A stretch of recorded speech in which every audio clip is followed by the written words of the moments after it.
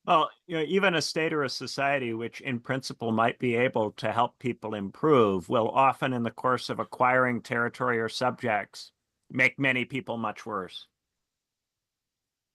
So I could see how he might defend that project or defend its horizon of possibility while at the same time recognizing and acknowledging what it concretely did in the course of its expansion.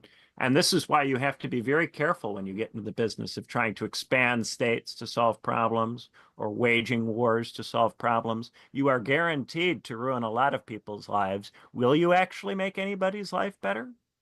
That's an open question. And you got to be very, very sure before you start that kind of shit. That sort of care and stipulation that you just did is why the people or person in the chat who is calling you a statist and saying this is all just apologetics for your statism, it's why they're missing your nuanced approach that I think was one of the, for us, very obvious initially, very obvious. But there's a certain kind of person who's not paid attention for very long, or maybe they're cherry picking and they're not picking up on the nuanced sauce you put over everything. And they just go, oh, just statism. And if you were just a statist, yeah, I wouldn't even talk to you. It is the fact that you are a deeply thoughtful theorist that is more important than putting a label on you like that, Benjamin. The state is a human attempt to solve a problem, and then it creates other problems that we have to figure out how to solve. In this way, it is something which comes into being at a particular point in our development, but then must eventually be transcended and replaced with other forms. There you go. I'm going to play Swole's message. The concept of structural messaging to consent is a perfect fit for gender ideology and gender-affirming care. Swole, you only had one job. You could have done multiple takes, but instead you tripped. I'm just joking. The concept of structural messaging to consent is a perfect fit for gender ideology and gender-affirming care. Yeah, and that's what he'd actually said in the chat. So the structural messaging to consent is a perfect fit for a gender ideology and gender-affirming care. I was hoping that in your message, Swole, you would have actually kind of expanded on that a little bit, because I think I can see what you're getting at, which is just kind of like, oh, we can trust children. Oh, but also we can't trust children. There's this big question of agency and consent. And there is this level where something that we're saying we can't trust them on, we're also then go, oh, but we can on this thing though. And so it's like that is actually currently a deadlock, potentially one of the most important ones going on. I know that, Benjamin, you've kind of said when it comes to the whole gender ideology thing, you don't see that as being one of the main things. It's a wedge, kind of, it's not the main thing going on. And I think we'd all agree in terms of the relations of production and the mode of production, but at the level of the duopoly and the actual reasons why people vote or don't vote, the sexualization of children is like a serious concern for like me. I was going to say for everyone I know, but I'm just going to say me. It's like a serious thing. And it actually, every time I see a leftist or a Democrat downplay and dismiss it as a right-wing talking point, I just think that they're losing more credibility by the second, right? I certainly think it's a factor. We know, I think, from the polling that the cost of living and immigration were the major issues driving Trump voting, but it's certainly a factor.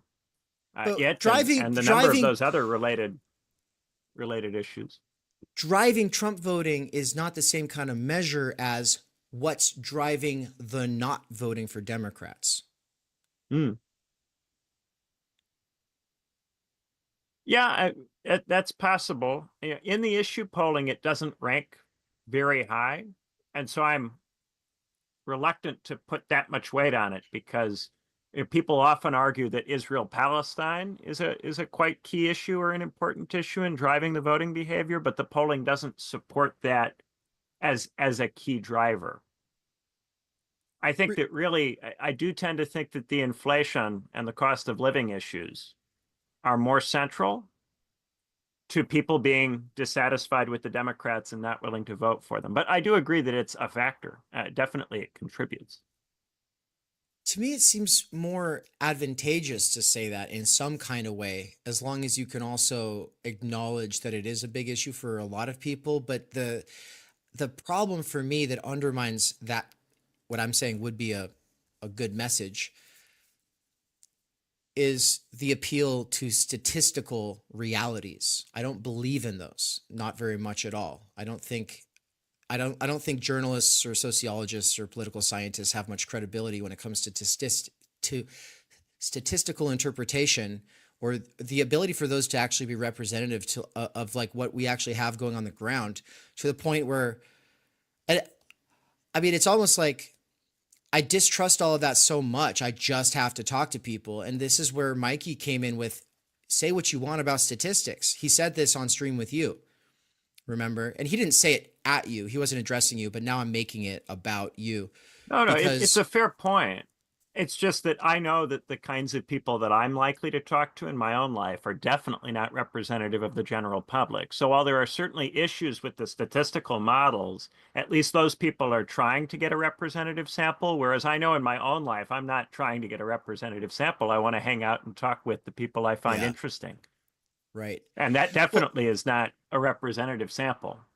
Well, and his shit is anecdotal, but it's like those kind of anecdotes where it's like, well, is this the exception that proves the rule, or is it the canary in the coal mine? Because when he says that his best friend, who's been a lifelong Democrat and is a black man living in LA, but he, comes from Raytown, Missouri, and they've known each other their whole lives, right? When that man says, you're gonna hate me, man, and I'm afraid of your reaction, but the fact is I voted for Trump this time around because I'm just so over this gender ideology bullshit, man. What are they trying to do to our kids? I fucking hate the right wingers. I hate Republicans, but I just want to stick it to Democrats right now. It's like that anecdote is more, it's like that's not something we were fed from right-wing media. It's not something we were fed from the Daily Wire. It's not, this has nothing to do with Prager. To be fair, this friend could be downstream from those media sources, and this could be all just some Koch brother funded whatever. Maybe it's Peter Thiel behind this, but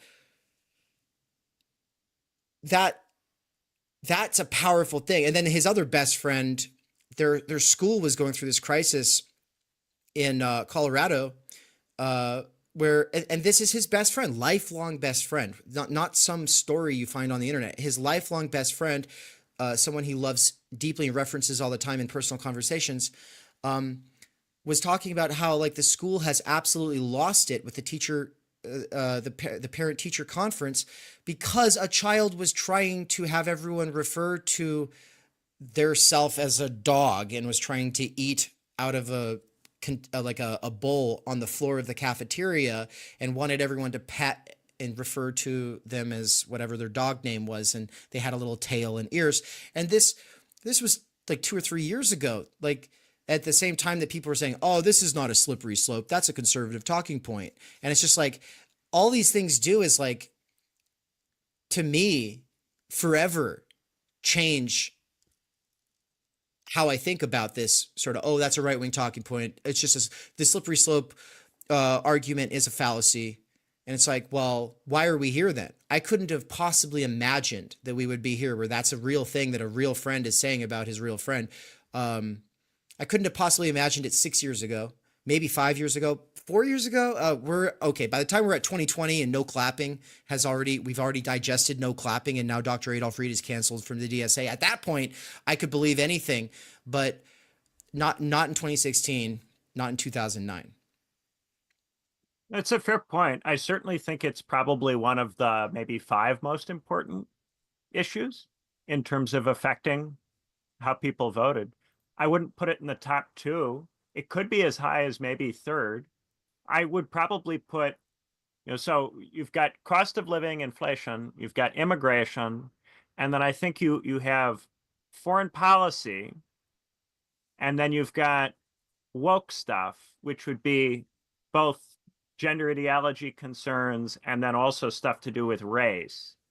I think all of those things are probably, that would be maybe 5 different things that would be the most significant. I'm not exactly sure what would come after cost of living and immigration, but I think those would be top two.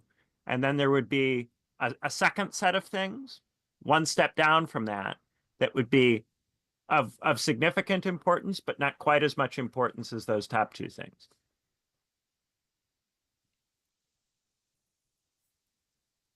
Are people likely to give honest answers on these things?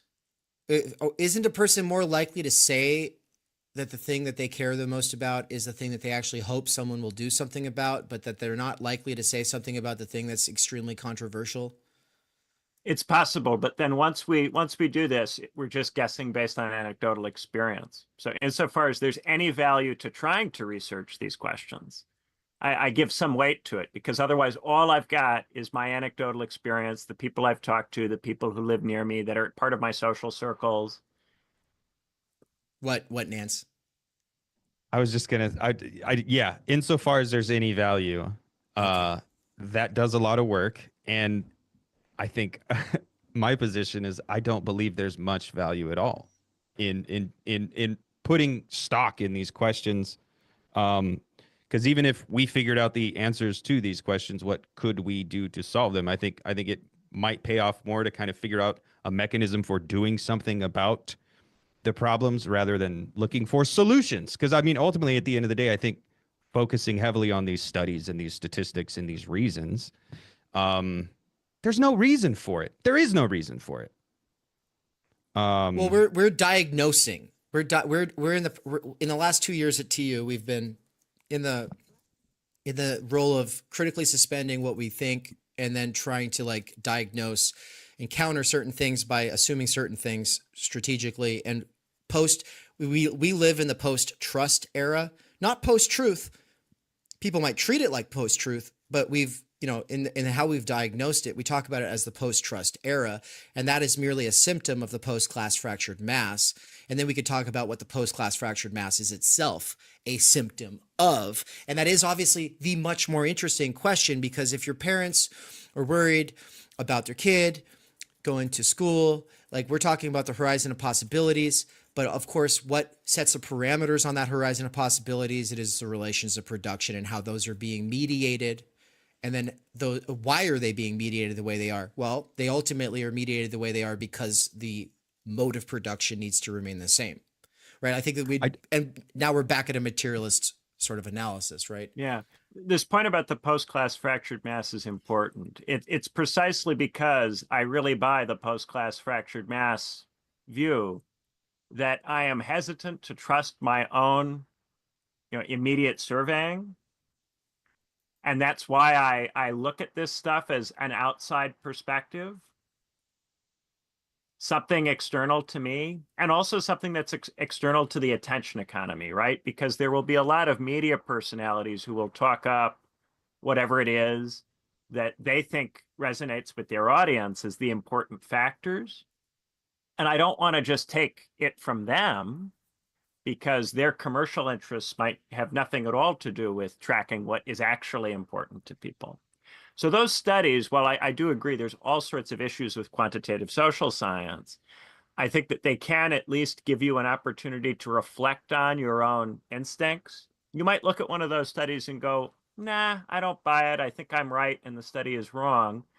But by looking at the study, you have an opportunity to question whether you are in touch, and to think about that and ask yourself, if a different issue comes up that you wouldn't have thought of on the study, why is it that that's coming up? For instance, when we were talking about what's likely to be in the week, you mentioned 3 different issues, each of which is, quite interesting, right? But it's also interesting to see what are the main stories in the week. Right. What is it that the, crusty old people at the establishment newspapers take to be the 3 stories, right? And their leadoff is this serious story, which didn't appear in your original 3. But when I mentioned it, you went, oh, we probably should talk about that. So sometimes having this external thing gives you an opportunity to question what you've immediately picked up from your environment. Right. Interestingly enough, the Mangione story did come up on the second page, suspect in CEO murder raged against parasites, and in the controversy of the week, a CEO's murder and an explosion of rage. The UFO story is just one of half a dozen little stories in the U.S. at a glance section. It didn't even make it into controversies of the into the talking points or the controversy of the week. It had a very small role to play, right? And then the story about the woman who had sex with the very large number of people was completely kept out of the week, probably due to concerns about decency and young people potentially encountering it. Hmm. Hmm. Which, by the way, there were comments of people talking about having found stashes of porn. I like the one person who said, I found at the age of like 6 or 7, he and his buddies found a whole stash, like a whole box of porn, like right down the, like right across the field from where they were building their tree fort. And so, and then Mikey, Nance, and I were all having conversations like that too about times that we found stuff like that. And so it's like this stuff existed before the internet. This is not just a smartphone issue. But it wasn't celebrated. It wasn't fucking publicly celebrated. And I'm sorry, dude, there are people that publicly celebrate this shit. I have kids that fucking go to high schools. This shit is celebrated, and that's wrong. Yes, we know it happens. Yes, we know it could even be normal, and it could even be healthy and part of a healthy development, but it was always transgressive. It was always this thing where it was like, you're doing the wrong thing, you got to act right. Like, now it's just like, yeah, fuck acting right. There's no such thing as acting right. Let's all just fucking go, go, go, go, go. And that's broken. And that causes us to develop into broken things. Like, that is where the problem lies. It's not There's the a content. denial. Yes. There's a denial of the distinction between necessary and unnecessary desires. And of course, we should negotiate the line and discuss where the line is and where it might be moving. And it might very well be moving. Things that were unnecessary in the past might become necessary going forward, and vice versa. But the distinction is just being completely denied, and anything that people desire, they're being invited to identify with and make the whole basis for their identity, their sense of who they are. And that is a problem. And that's the thing that conservatives get right. True. And Caravaggio, and I would actually say it's that part of every rational human being who hasn't let go of any relation at all to the brake pedals in their life or their society that is called conservative, that is right. Conservatives are always wrong in the same way that liberals are always wrong. I think that everybody who just doubles down on a stupid ideology that cuts out all the other parts of the human spirit are wrong. But there's that conservative part of the human soul that you can't lose touch with, the part that is just literally the brake pedals. And the reason I say it this way is because a huge portion of the population does not identify as a conservative, but has some kind of a conservative aspect, which is just like is this progress? Actually? Right? Like that's what I'm getting at, yeah. The before you change the norm or the ritual, do make sure you understand what it does. That kind of Burkean sentiment is not completely stupid, unreasonable, or necessarily evil. And I think that one of the problems with the left is that the left has become so opposed and to even that there's no tarrying with norms or practices, and therefore no properly evaluating them. You have to be able to understand the necessity of a practice, right? Why it has come into being, to be able to move on from it in a way which isn't stupid. It's going through these practices and then reaching the point at which we don't need them anymore. We can come out from under them. If there is to be any kind of progress, that's what it would have to look like. But for that to happen, you would have to understand the function of the norm, the function of the habit. And a lot of people are not properly understanding these functions, or they're rushing to frame them as part of massive oppressive frameworks without really doing the work of connecting, or they're making the connection very hastily without paying attention to other possible interpretations of the thing. It all results in much worse thinking and in one-sidedness. As our residential leftist, I want to know what you think about this. Leslie said The fact that leftists, or whatever we call ourselves, have to give up on trans people and minorities to achieve political success proves we are living in an imaginary community. I don't think you have to give up on anybody to achieve success. Maybe you have to think about them as people rather than talking about them as examples of groups. So you might have to give up on the idea that they should be addressed as principally as trans people or principally as examples of minority groups. But that certainly doesn't mean giving up on them. Yeah, and I would take it back to this distinction I keep making between the canary in the coal mine and the exception that proves the rule. How do you tell the difference between the representative of the group and the token or the Uncle Tom? I'm sorry, you can't get out of this problem. No amount of statistics or PMC academics doing scholarly activism are going to be trustworthy representatives in the post-class fractured mass. It's just not possible. Well, and there's nothing obviously left-wing about the ontology of groups in the first place. The group ontology comes largely out of centrist, liberal centrist political theory. It's not something, and nationalism and various kinds of deeply essentialist, often kind of racist theories. It's not something that necessarily is left-wing in the first place.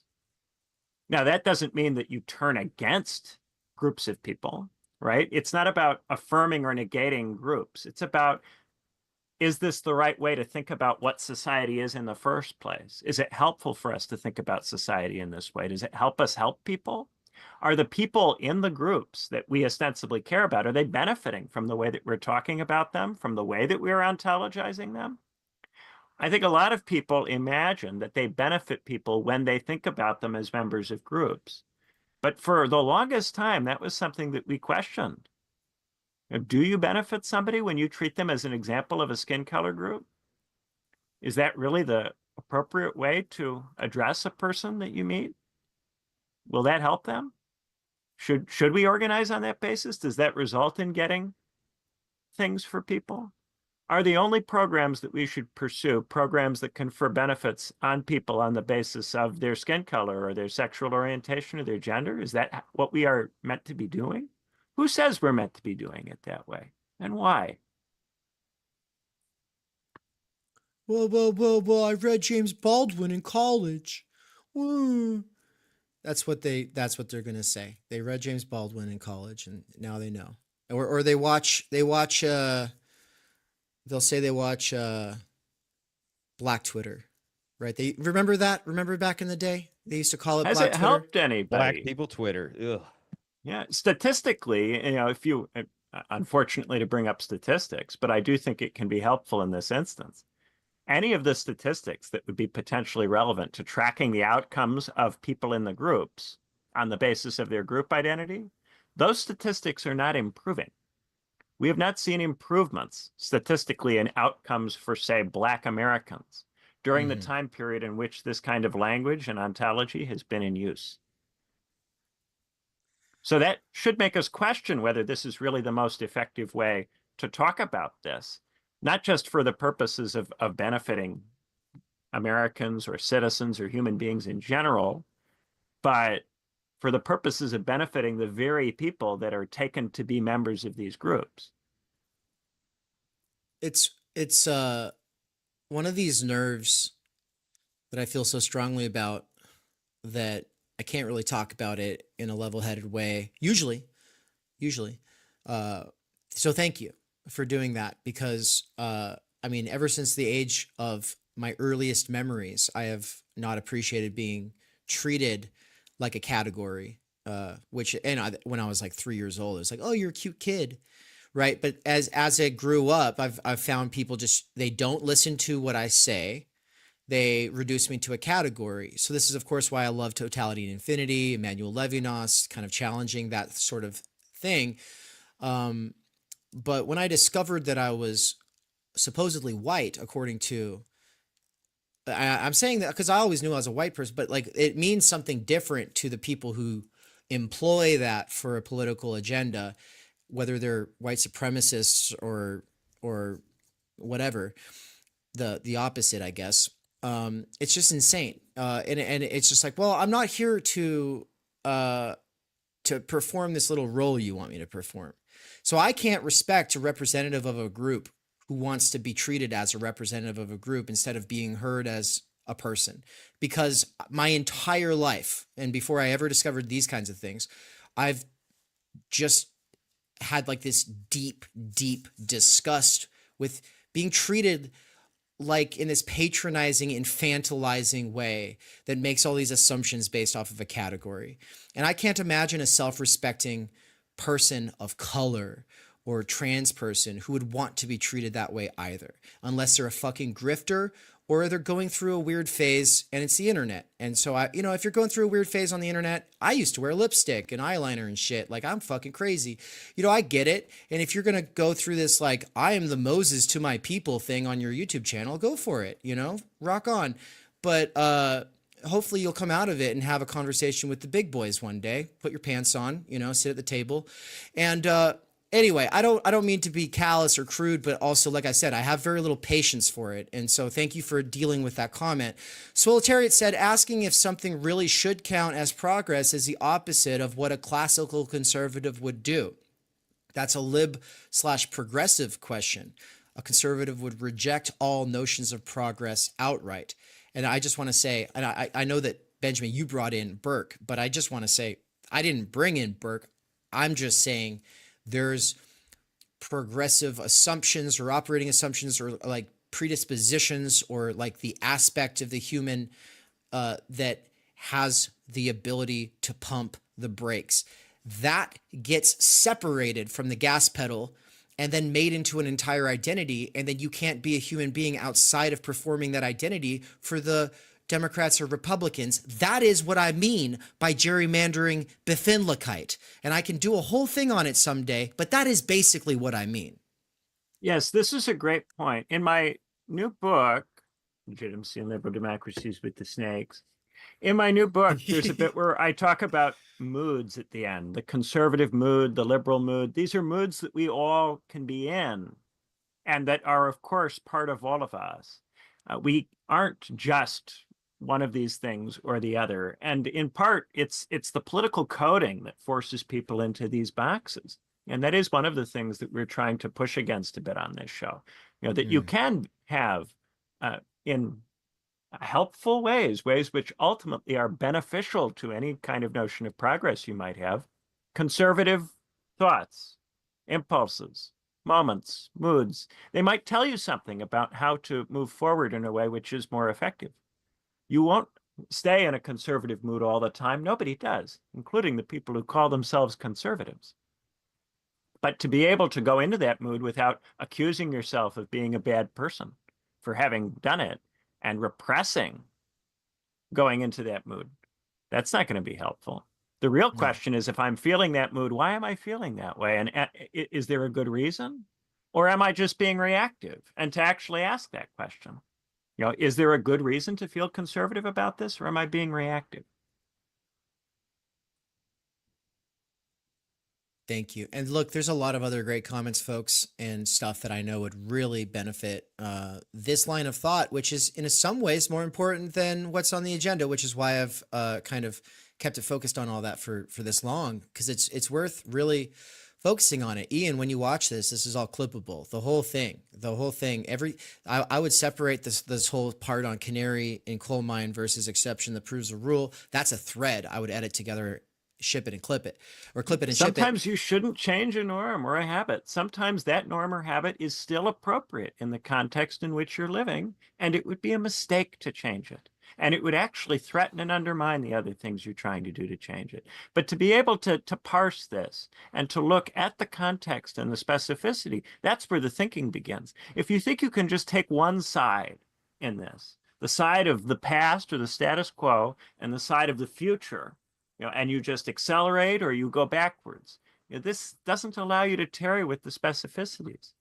There are so many little things in life that we get from the past, most of which we'll never change during our own lifetimes, for good reason. Really, if you want to make an improvement, the task is to figure out which are the things that need improving and that can be improved in your moment. And to do that, you have to understand the moment, the specific moment in which you're living. And that's an incredibly difficult task. And it's one of the things that Theory Underground is specifically interested in that many, many other people are just not bothering with. I like to hear that, but also I think you're right. Now, this is worth touching on really quick. Mandy what her second thing that she said will be a nice tie-in to what we want to say about Luigi Mangione. But of course, I want to get to Syria first. I feel like we live on a planet, actually, and so I want to know what's going on in the world. But really quick, before we switch, we'll bring it back to Luigi later, Mandy. But really quick, you did just say something that's super important and worth talking about, especially in the context of a conversation about statistics and doing empirical research on the ground, surveying people and whatnot. And basically, it's this. You said, oh, God, I've got to freak some stranger out by starting a convo about gerrymandering Befindlichkeit, LOL. And I said, Mandy, you need to stop worrying about strangers and get to know my work better before you lose any more sleep on this. Read the introduction to Waypoint. I address this. And I don't want anyone to think I'm being rude to her. She's one of my favorite people on this channel. And look, one of the things I love about Mandy is that she has been going to a factory and interviewing workers about time energy over the course of the last year. And she doesn't just ask them about time energy. She asks them about their conception of freedom. She's doing proto-sociology or underground sociology. We have this more rigorous idea coming about called alien anthropology. It has a lot more, like, you couldn't go and do alien anthropology in a way that we would recognize as real research without going through a certain short series of trainings. But the proto-sociology that Mandy's been doing and that Cesar has been doing, and that if you want to think about some of the stuff that I've been doing is that as well, it's important, okay? And this part of the reason why it matters is because we have to learn how to talk to normal people. We have to understand what normal people are like. We also, part of the problem is that normal people don't exist, except that they kind of do. It's just the post-class fractured mass, which is extremely complicated to get at. And so, Mandy, the reason I say the introduction to Waypoint deals with this is because when I wrote Waypoint in 2019, I was giving, 2019 to 2020, when I was writing it, I was having this crisis about I need to do my own theoretical development and focus on that, but I also can't stop trying to tie myself into pretzels in an attempt to communicate with normies. And because I was normie pilled, based on normie pilled, thanks to Angela Nagel, I was like, yeah, a politics of transgression that alienates regular people's not a way forward, and it's always going to go into right-wing stuff because liberals already won in the 90s. I believed all that, and so I was trying to cater everything I did to this big other normie, the big normie, and it stops me from actually getting through my thoughts. Instead of thinking about something, I'm thinking about how to say it. And that's presupposing I know what needs to be said to those people. I don't know what needs to be said to those people because I don't know the situation. I need to take some time to focus on the situation. And so I gave myself 5 years. I said, if maturity is giving yourself the time necessary to do things, even if you don't have the time, and then I always say, if you don't have time, then you really don't have time to act like you don't have time. Then it stands to reason that I can give myself 5 years to stop worrying about how to communicate with the other and instead just focus on my development. Now, of course, functionally, I never stop thinking about how to communicate with the other, and I'm doing it with you right now. But I have to bend the bow, right? Aristotle talks about bending the bow. Lenin picks it up. And phenomenology develops it as a proper discipline. But the point of bracketing is to bend the bow. That is the whole point. And so what am I trying to bend the bow in? I'm trying to bend the bow in like allowing myself to think. And that's why I'm able to use all of these acronyms that we use and all these shorthands that we use and even just use a German word without any apologies. It's because I'm not in the stage of life or development where I'm trying to reach a large sort of mass audience, which means that and I want to tie this back into your empirical research, Mandy. The way to do it is you don't talk to a person about gerrymandering Befindlichkeit.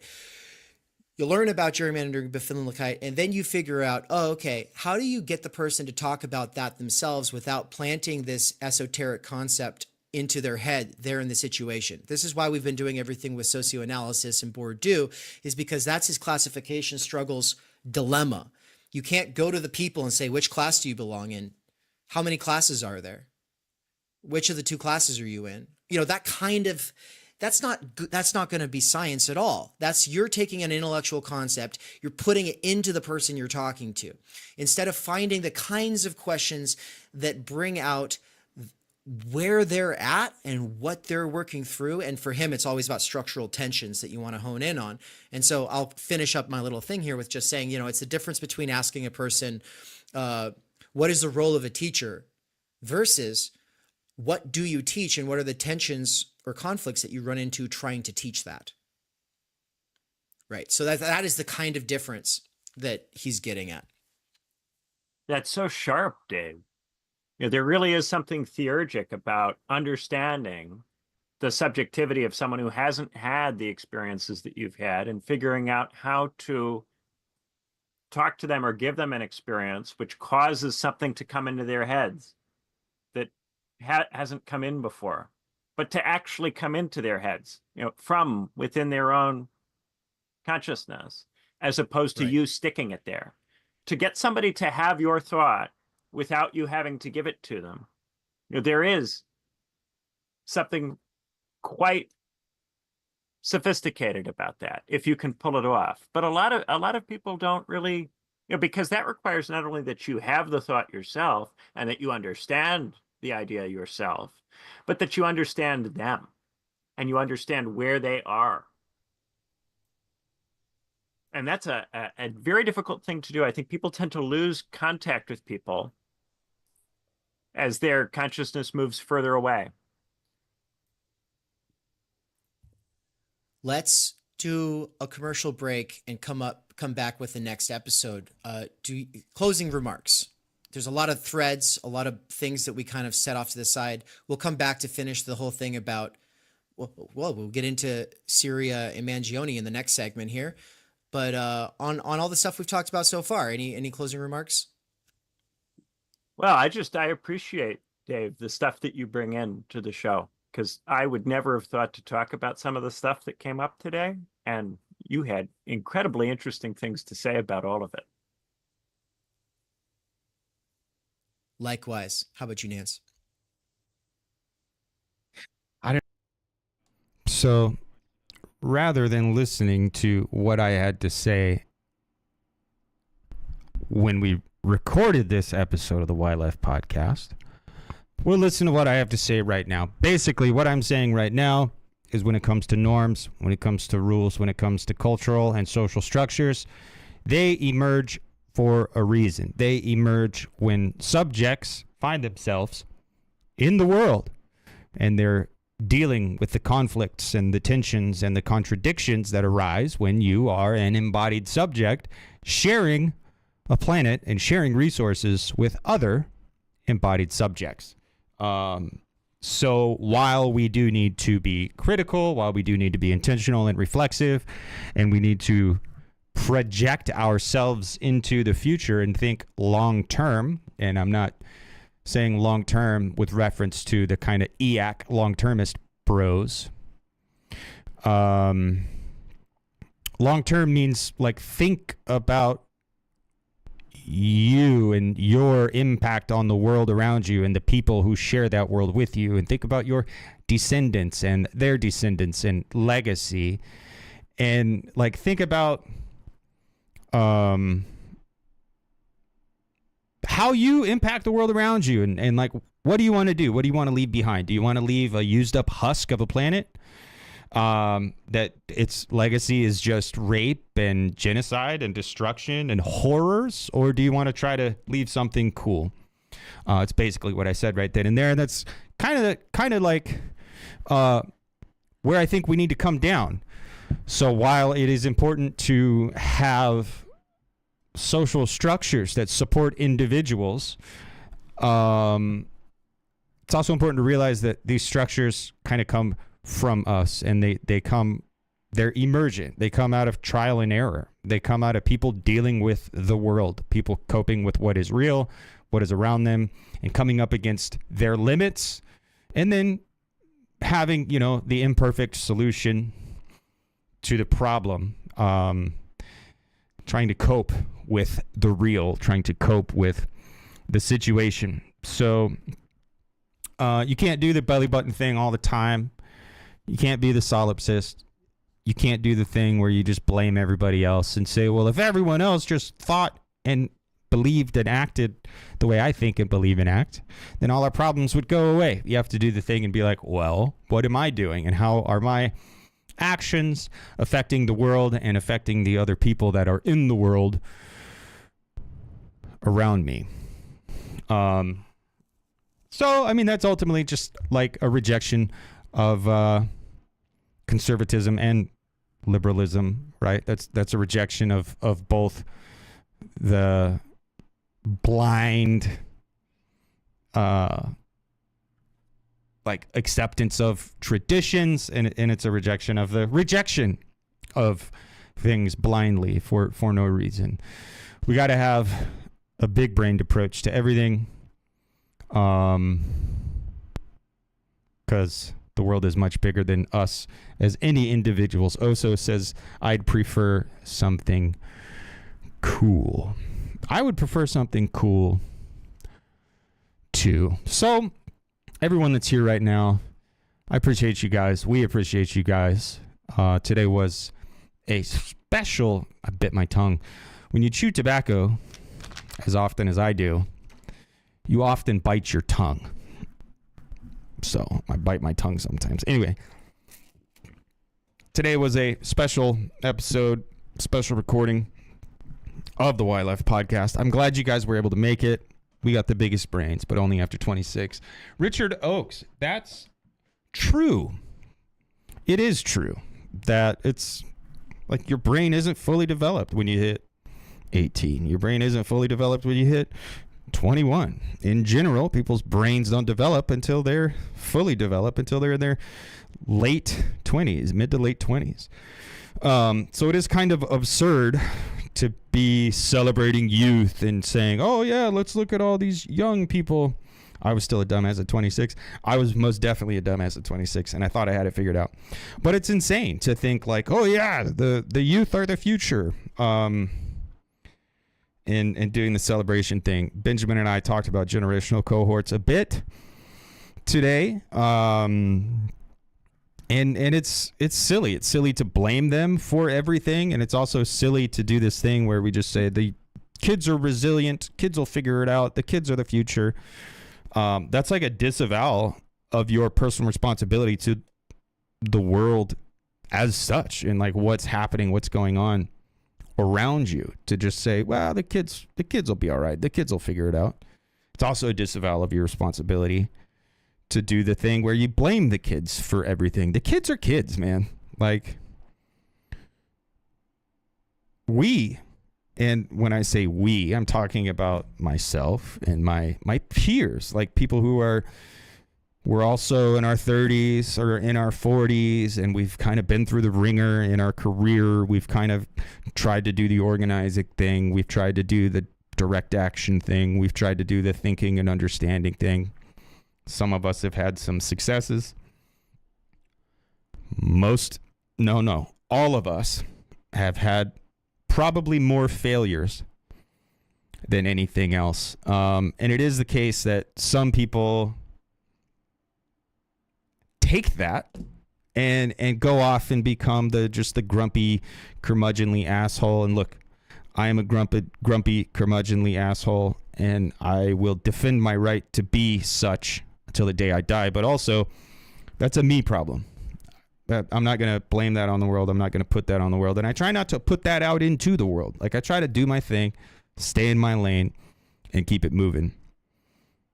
I'm in this picture and I don't like it. What picture, Richard? You're in the picture of you celebrate youth? Or you're in the picture of you're getting older and you're starting to realize you got the whole world in your hands. You got the whole wide world in your hands. You got the little bitty babies in your hands. You got the whole world in your hands. Zachary, mostly lost, sadly. Yeah. Oso. What's up, Zachary? Happy Failsmas.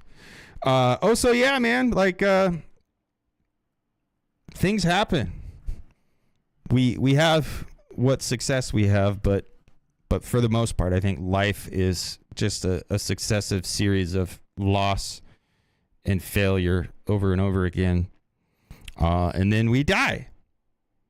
And I think that's the way the world works. And it's up to us to make something better. It's up to us. It's up to us to do something about it. No one else is going to come around and do anything for us.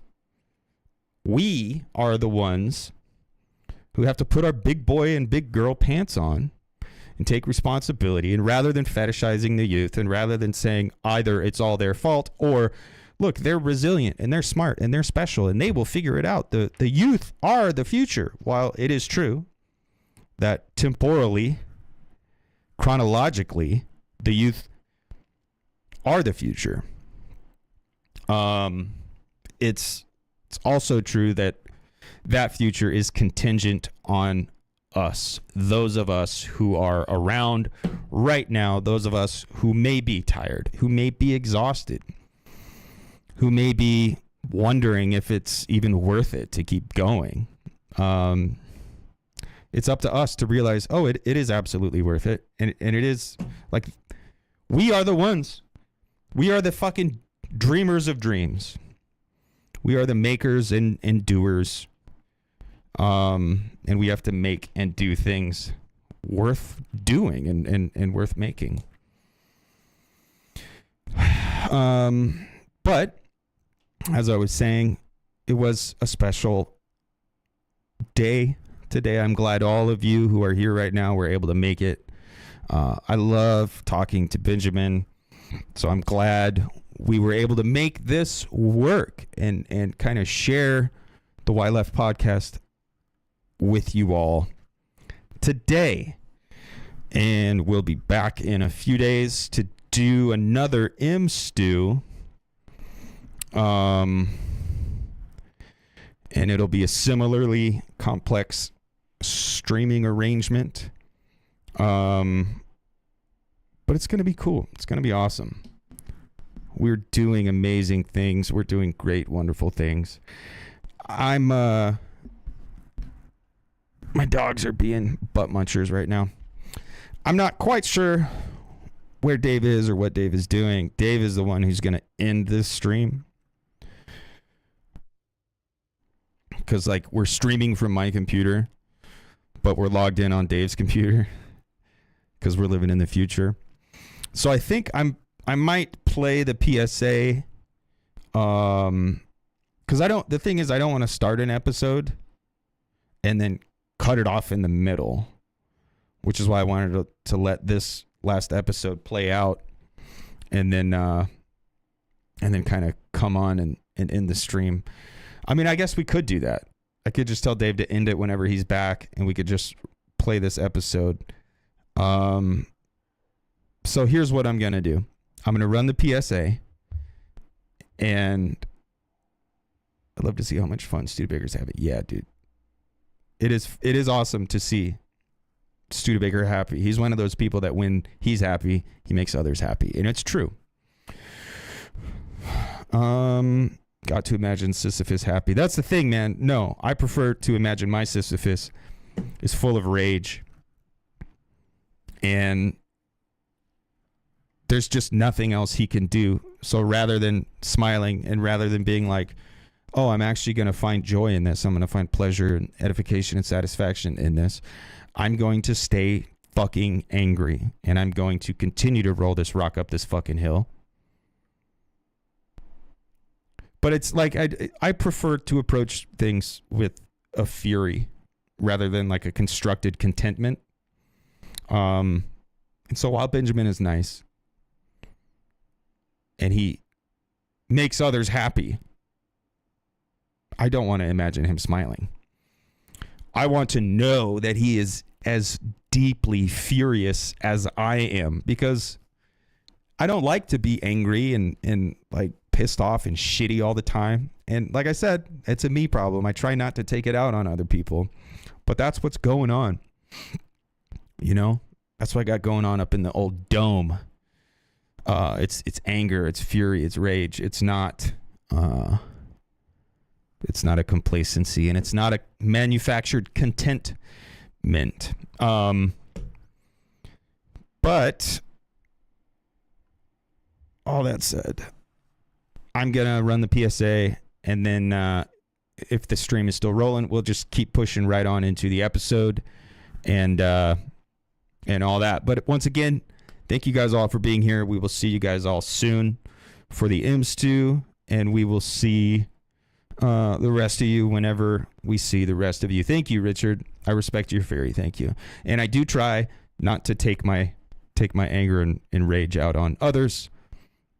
But I think rage is a better motor for history, for the future, in fact, for a human future, than complacency and manufactured content. Oh, I gotta find it. All right, guys, here's the PSA.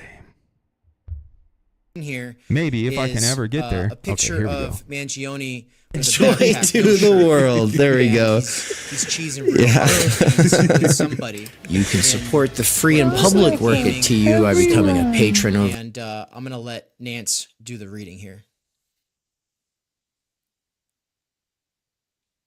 Where we at? The Wasteland Gaming. Mm-hmm. So great to see our friend Luigi Mangione on December 4th, Actually join in the discussions from 6 a.m. or to 4 p.m. Eastern at the top level. Time at our have us actually read your work, giving constructive feedback, and ultimately paving a way to potentially being a part of what we call the turn. Then you'll want to become a subscriber. That's how you will access the ongoing courses and seminars.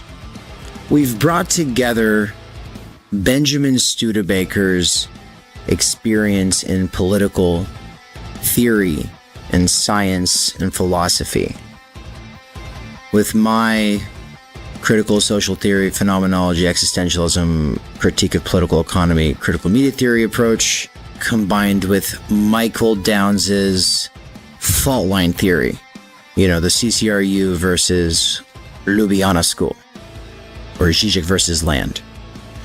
And of course, how he brings those against one another and then transcends them through other thinkers like Baudrillard, who he'll be teaching an intro course to in 2025. All of us are teaching stuff in 2025 that rhymes or argues or goes together.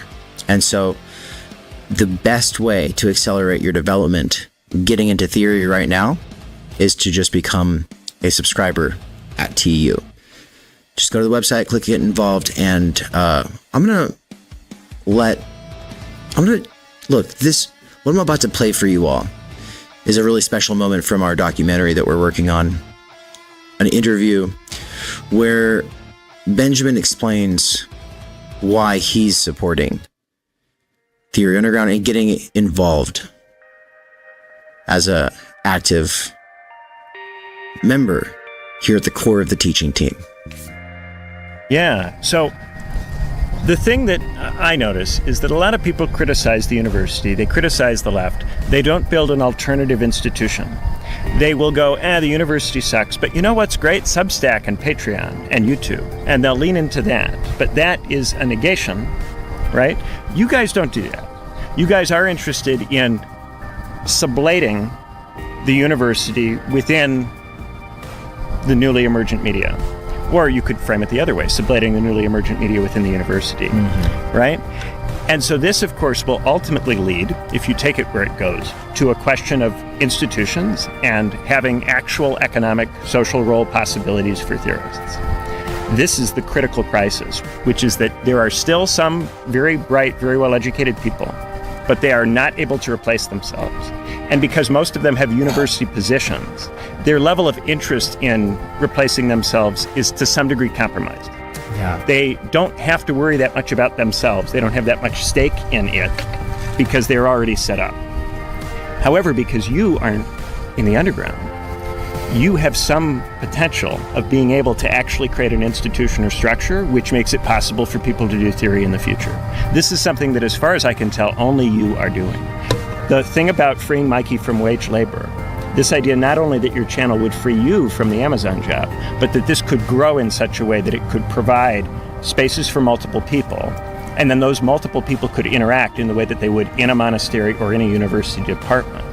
This is the revolutionary idea in terms of raising consciousness and making it possible for us to think in such a way that we could return even to the horizons of the tens and talking about things like Medicare for all in a not stupid, not bullshit way, in a serious way. To get to that point, we need to raise our level of ability to think. We need new intellectuals in our generation that are real intellectuals and not people who are running around scared of what the DSA or their university department thinks of them. You have the potential to actually make a real material intervention into not just knowledge production, but in Bildung, into the making of people. Yeah. This is something that we can do. There's a window right now where I am not in the university, and so I have a real reason to think very seriously about, can we do something else? Because I'm annoyed, myself with the whole process of trying to be in that. And I would like there to be something else, something better. I have all my critiques of it that come in part from being at Cambridge, in part from studying ancient thinkers. We could do something better than it.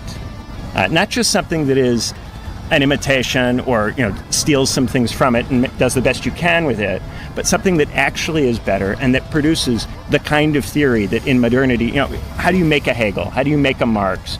We have to reinvent this. It's no longer possible to do that. We've got to, I think, actually institutionalize in a material way, and this is the sense in which I will uphold the kernel of materialism, actually giving a shit about the structure and what kind of structure is necessary to give rise to a form of life in which this kind of really, really good work can be produced.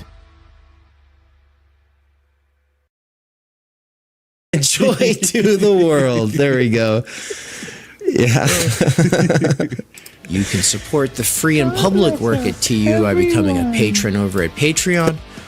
But if you would like to get involved and become a member at Theory Underground so that you can listen to special content that is not accessible to anyone else, or if you go up a subscriber level, actually join in the discussions, or at the top level, have us actually read your work, giving constructive feedback, and ultimately paving a way to potentially being a part of what we call the turn